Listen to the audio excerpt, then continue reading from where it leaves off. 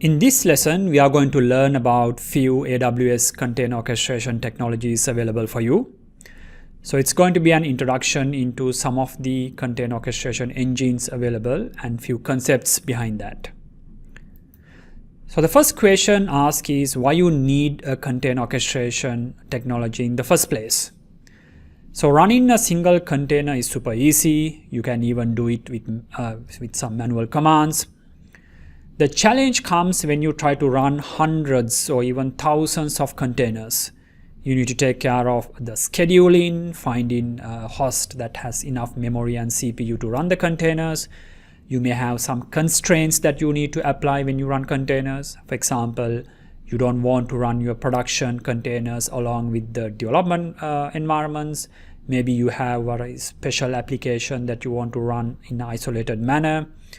Maybe you need to do monitoring of the containers, find how the container hosts are utilized. So running thousands or thousands of containers is a whole different ballgame compared to running a single container. And that's where the container orchestration engine comes into place. So AWS offers a few services to help you manage that complexity. The first one is Amazon EC2 Container Registry or Amazon Container Registry, ECR. So this is similar to Docker Hub. The only difference is that this is tightly integrated with AWS Identity and Access Management. So you can define things like, hey, this is my production container cluster. It has access only to a production container registry. It exposes some APIs, so you can dynamically create repositories, you can delete images, you can do some cool tricks with the help of the API that this exposes. You can also use third-party repositories like Docker Hub or Azure repositories with AWS container orchestration engines, or you can even use your on-premises container orchestration engine. So it's completely up to you how you want to use the container registry with our orchestration engines. We have an engine for Amazon Elastic Container Service for Kubernetes. So that provides a managed experience for your Kubernetes cluster. So if you are a fan of Kubernetes environments and if you have already invested some tooling and training inside the organization to get your developers up to date with Kubernetes, you can use Amazon Elastic Container Service for Kubernetes to manage your clusters. Amazon has its own proprietary container orchestration engine called Amazon Elastic Container Service that provides pretty much the same functionalities of Kubernetes services. This service is unmanaged, which means that you have the full control of the instances that back or that host the containers. You can, for example, remote login into them. You can use them for debugging. You have full control of how they auto scale. You can program for that auto scaling events if you like. Then you have another technology called Aws Fargate, which is the unmanaged version of the containers orchestration engine. So here you don't have access to the container host, but you only define what kind of containers you want to run. And AWS take care of things like auto scaling, finding enough compute and memory to run your containers. So it has a very managed experience. So in this session, we are going to focus on AWS Fargate, and that's where we are going to spend building labs and doing automatic deployments. If you want to run Windows containers, you can at the moment use Amazon Elastic Container Service. So Amazon Fargate right now supports Linux containers. So you can run things like .NET Core applications on Fargate.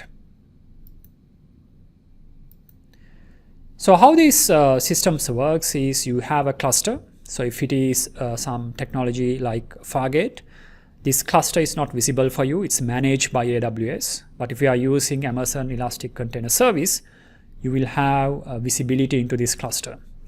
The cluster provides memory, CPU, networking, and storage. And on top of that, you create an abstract called a task. So task define things like the set of containers you want to run. So if you have a web application, maybe you want to run IIS frontend and a SQL Server database behind the scene. So you can have like two containers that defines these two construct in a task. You also define the constraints that need to be in place to run this task. For example, if you have a supercritical finance application and you don't want that finance application to be scheduled next to the HR application, you can define those constraints. For example, you can say, I want to run this container on a CPU optimized instance. So you can define such constraints with the help of a task. You also define the resource demands. For example, if you have a web application and you want to have 500 megabyte of memory and 2 vCPUs, you can define such constraints in the task. And when the task runs, it will find a compute instance that has those resources. So running a task, you can do it manually, but sometimes you need to maintain a desired set of tasks. For example, if you are running a website, you may have a situation where you need to have 4 tasks always running. So service is handy in this case. So what service allows you to do is to maintain a desired set of tasks always running. For example, you can say, I want to have 4 tasks running, and the service will make sure that those tasks are always running. For some reason, if the task fails, let's say due to a crash in the application, the service will automatically start a new task so that you will have the desired number of tasks always running. Service also define things like how many tasks to run, the deployment strategy. For example, if you want to do a rolling deployment, you may need to keep some old containers running until the new containers take the load. So you can say the minimum and maximum health percentage so that the rolling deployment works seamlessly.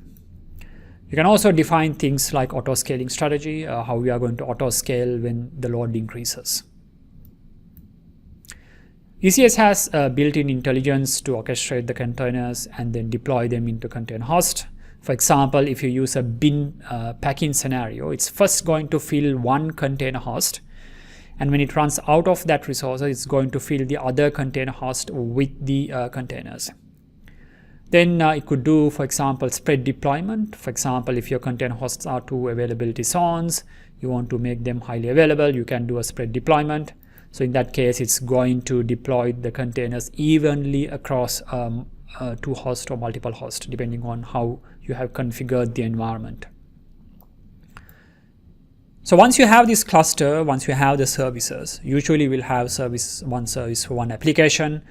You will place them on top of the cluster and they will run. So you can have, for example, HR application, finance application, marketing application.